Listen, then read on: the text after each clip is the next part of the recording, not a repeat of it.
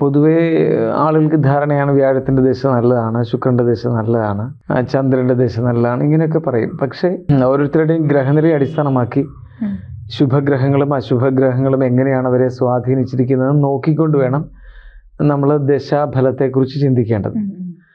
അങ്ങനെ ദശാഫലത്തെക്കുറിച്ച് ചിന്തിക്കുമ്പോൾ തന്നെ നമ്മൾ അതിനൊരു ഭാഗിക്കണം, 3 or 4 ആയിട്ട് ഭാഗിച്ചു വയ്ക്കണം. ഇപ്പോൾ വ്യാഴം നന്നാല് 16, വ്യാഴം 16 വർഷമാണല്ലോ. അപ്പോൾ 16 വർഷത്തെ വ്യാഴത്തിന് അതിൻ്റെ 4 ഭാഗങ്ങളാക്കിയിട്ട് എടുത്തിട്ട് അതിൽ ഏത് ഭാഗങ്ങളൊക്കെ ആയിരിക്കും കൂടുതൽ ഗുണം, കൂടുതൽ ദോഷം എന്നിവയൊക്കെ നമ്മൾ നിർണ്ണയിക്കാനൊക്കും. രാഹുവിൻ്റെ ദശയിൽ ജനിച്ച ഒരാൾ, രാഹുവിൻ്റെ ദശ എന്ന് പറയുമ്പോൾ തിരുവാതിര, ചോതി, ചതയം എന്നീ നക്ഷത്രങ്ങൾ രാഹുവിൻ്റെ ദിശയിലായിരിക്കുമല്ലോ ജനിക്കുന്നത്.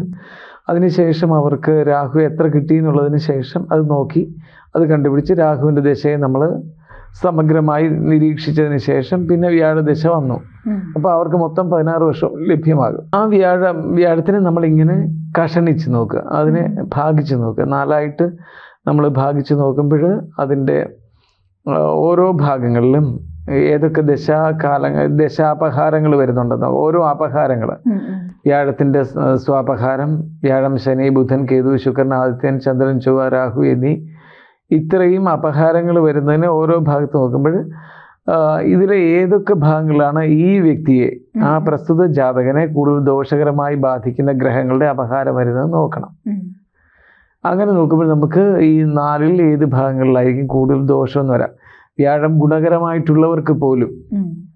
അപ്പോൾ ഏതൊരു ഗ്രഹം ഏതൊരു വ്യക്തിക്കും ഗ്രഹനിലവശാൽ ഗുണമാണെങ്കിൽ പോലും ആ ഗുണകരമായി നിൽക്കുന്ന ഗ്രഹത്തിൻ്റെ ദശാകാലത്തിൽ അതിനെ പല ഭാഗങ്ങളായി നോക്കുമ്പോൾ അതിൽ ചില അവർക്ക് മാത്രം ദോഷം ചെയ്യുന്ന, ആ ഗ്രഹനില അനുസരിച്ച് ദോഷം ചെയ്യുന്ന ഗ്രഹങ്ങളുടെ അപഹാരത്തിൽ പ്രശ്നമാണ്.